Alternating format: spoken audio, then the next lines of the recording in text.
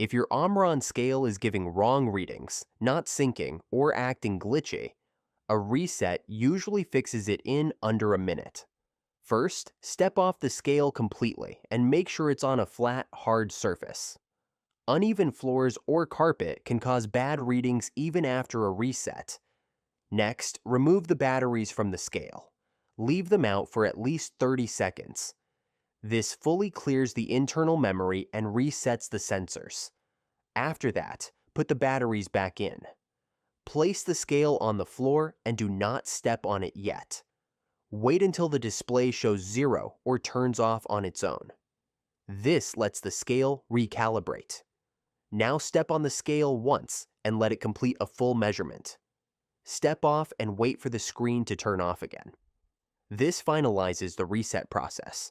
If you're using a Bluetooth Omron scale and it's not syncing, open the Omron app and delete the scale from the device list. Then repair it by adding the scale again inside the app, not through your phone's Bluetooth menu. If readings are still inconsistent, replace the batteries with brand new ones.